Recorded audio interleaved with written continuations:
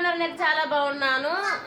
So ఇప్పుడు time వచ్చేసి 9 o'clock అవుతుంది. కరెంటు లేదు, ఫుల్గా వర్షం పడుతుంది. మా ఆయన మెల్లగా 8 వరకు వచ్చి ఒక డైలాగ్ వేశాడు. ఇంకేనా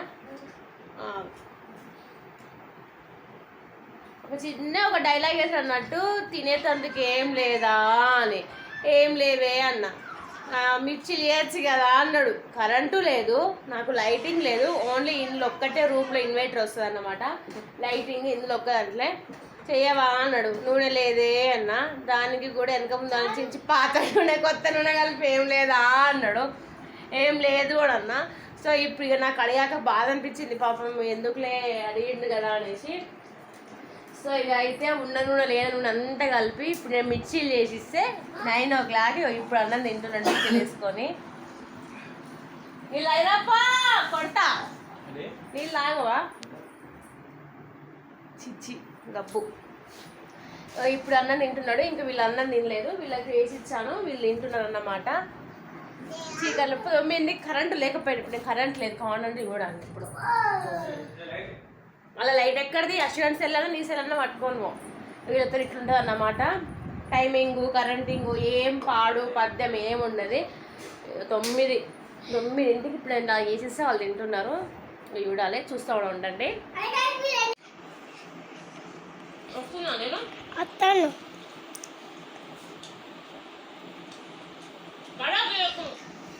నా మిర్చిలోకి ఆనే లేకపోతే నాకు సచ్చిన పోదు.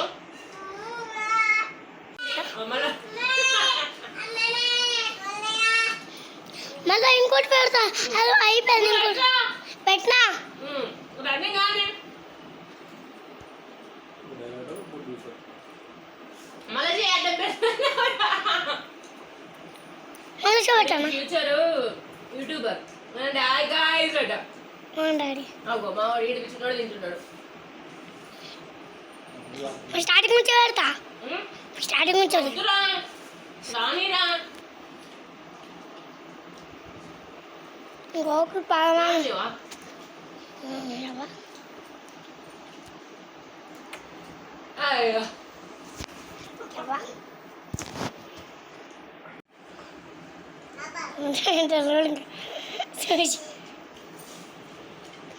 ఎందుకు అక్షి అలా చేస్తావు?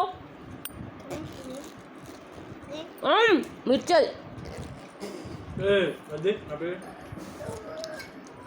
ముట్టుకొని మూతుకొమ్ముకు కాకుండా మండుకుంటాం.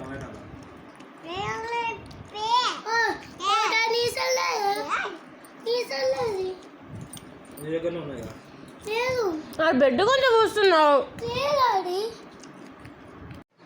సో ఇది నెక్స్ట్ డే వ్లాగ్ అన్నమాట. అంతే పురుగు వారినట్టుందిరా, పురుగు వారినట్టుంది, పురుగు వారినట్టుందిగా, పురుగు వారినట్టుంది. నేను ఇప్పుడే చూస్తున్నా వీడియో ఆన్ చేసుకుంటే. సో నైట్ మొత్తం కరెంట్ పోయిందండి. 12 తర్వాత ఏమో వచ్చింది. 6 o'clock పోతే 12కి ఏమో వచ్చింది. 12 దాకా ఇన్వర్టర్ నడిచింది. 12 తర్వాత పడుకునే టైంకి ఇన్వర్టర్ అనేది ఆఫ్ అయిపోతుంది అన్నమాట. So full tension. బయట అయితే ఫుల్ వర్షం పడ్డది మాకైతే. ఇప్పుడు అవుతుంది నెక్స్ట్ డే సండే అన్నమాట. అందరికీ హ్యాపీ సండే అన్నమాట. సో ఇక పని అయితే స్టార్ట్ చేసేసుకోవాలి. ఇక చూడండి, ఇవన్నీ నైట్లో చేసింది సగం తిన్నారు అన్నమాట.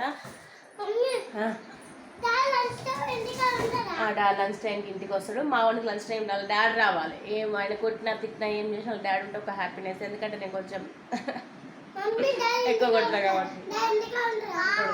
సో నిన్న ఈవినింగ్ షాపింగ్కి వెళ్దాం అనుకున్నాం సామాన్ తీసుకురావడానికి. బట్ ఏంటి అంటే ఇక వర్షం ఫుల్గా స్టార్ట్ అయ్యేసరికి బయటికి వెళ్ళలేదు. ఇప్పుడు మందరం దేవే అంటే ఇప్పుడు ఒక ఆయిల్ ప్యాకెట్ అండ్ రైస్ అయిపోయినాయి. రైస్ బ్యాగ్ తీసుకొచ్చిండు. దెబ్బ కాకపోతే అట్లా ఆడితే రైస్ బ్యాగ్ కూడా తీసుకొచ్చాడు అన్నమాట. ఇప్పుడైతే ఇక వంట అయితే స్టార్ట్ చేయాలి, సండే కదా. ఈరోజు అయితే మటన్ తీసుకొచ్చాడు. చికెన్ తిని బోర్ కొట్టింది, అందుకనేసి మటన్ దేవే అంటే 1/2 kg అంత అయితే మటన్ తీసుకొచ్చిండు. పాలు కాగబెట్టేసిన, ఇల్లు ఊడ్చేసిన, అయ్యో ఫుల్గా బౌల్ తోమేసి నేనైతే వంట అయితే స్టార్ట్ చేసేసుకోవాలి. వీడియోకి అయితే ఒక లైక్ అయితే ఇచ్చేసుకోండి అండ్ వీడియోని ఇలానే చూస్తూ ఉండండి. ప్లీజ్ సబ్స్క్రైబ్ చేసేసుకోండి. నిన్న వర్షం పడ్డది ఫుల్గా, ఇవాళ కూడా ఫుల్గా స్టార్ట్ అవుతుంది. 6 అవుతుంది కావచ్చు. నిన్న బయటికి పోదా, నిన్న సైలెంట్ అయిపోయినాం, ఇవాళ కూర్చున్నాం, ఇవాళ వర్షం పడుతుంది. మా వాళ్ళు అయితే వెయిటింగ్ పాపం, వర్షం తగ్గితే పోదాము అనేసి. అంతేనా? అంతే అనిపిస్తుందా? అయ్యో, అది ఎందుకు క్లోజ్ చేస్తున్నావు అట్లా? అంతే అనిపిస్తుందా?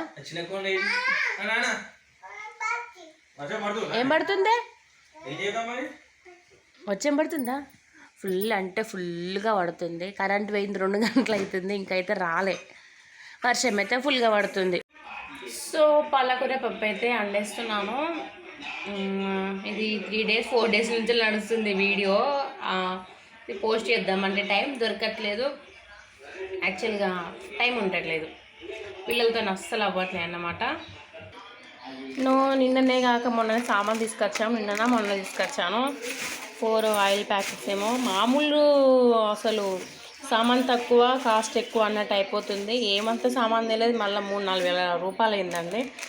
ఏందో అసలు లైఫ్ అర్థం కావట్లేదు. అసలు ఎటు పోతుంది జీవితం అంతా, ఈ ఖర్చులకే సరిపోయేటట్టు సంపాదించి వెనకేసుకుంటే ఎప్పుడున్నదో అర్థం కావట్లేదు. ఆఫ్టర్ ఇవి 4 కొన్ని పప్పులు తీసుకొని వచ్చా. ఇక మెయిన్గా మా అక్షితానికి వచ్చినైతే ప్యాంపర్లు హెవీ అవుతుందని ఒక క్లాత్ కొనుకొచ్చా. బట్ అది కూడా యూజ్లెస్ అయిపోయిందన్నమాట.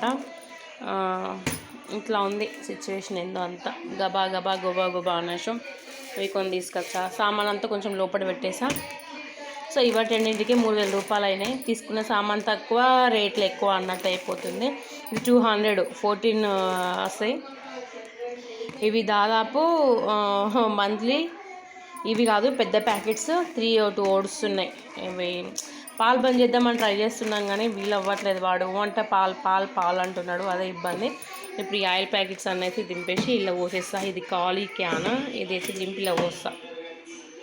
ఇక ఇక్కడనైతే ఆయిల్ అయితే కట్ చేస్తున్నానండి. ఆయిల్ డబ్బా పోయినసారి తీసుకొచ్చాము, ఈసారి ప్యాకెట్లు తీసుకొచ్చాను. ఎందుకంటే ఆయిల్ డబ్బాలో కొంచెం ఆయిల్ తక్కువ వస్తుంటుంది కదా, అంటే ప్యాకెట్లో కూడా తక్కువ వస్తుంది, కాకపోతే ప్యాకెట్ అయితే బెటర్ అన్న ఫీలింగ్ కొద్ది తీసుకొచ్చాము. ఎందుకంటే ఆయిల్ డబ్బాకి కాస్ట్ ఎక్కువ ఉంటుంది కదా అని. మంత్లీ ఎన్ని ఆయిల్ ప్యాకెట్లు వస్తున్నాయో నాకైతే అర్థం కావట్లేదండి. ఈజీగా 5-6 వస్తున్నాయి. అవి నూనె వస్తుందో అందులో ఇంకేమన్నా వస్తుందో నాకు తెలియట్లేదు, కానీ నేను వాడుతున్నానా అవి తక్కువ వస్తుందో నాకు అర్థం కావట్లేదు. అప్పటికే 5-6 ఆయిల్ ప్యాక్స్ తీసుకొచ్చినా కూడా మంత్లీ 30 డేస్కి కూడా సరిపోవట్లేదు. అందులో ఆయిల్ తక్కువ వస్తుందా లేకుంటే నేనే ఆయిల్ ఎక్కువ వాడుతున్నా అన్న మాత్రం తెలుస్తలేదు. ఇక ఆయిల్ అయితే చింపైతే పోస్తున్నాను. ఇంత సిచ్యువేషను డైలీ మేమున్న 4 మెంబర్స్కే మంత్లీ 5 ప్యాకెట్స్ సరిపోవట్లే అంటే ఇక పెద్ద ఫ్యామిలీస్ వాళ్ళ పరిస్థితి ఏంటంటే చెప్పండి ఒక్కసారి. గివే ఇన్ని కానీ ముడుస్తుంటే మాకే, ఇక వాళ్ళకైతే ఎన్ని వస్తాయో. 15 లీటర్ల క్యాన్ డబ్బాలు ఉంటాయి కదా పెద్ద అవే ఉడుస్తూ ఉంటాయి కావచ్చు. నాకు అనిపిస్తుంది అప్పుడప్పుడు నేను నీళ్ళు వాడుతున్నానా ఆయిల్ వాడుతున్నానా అని.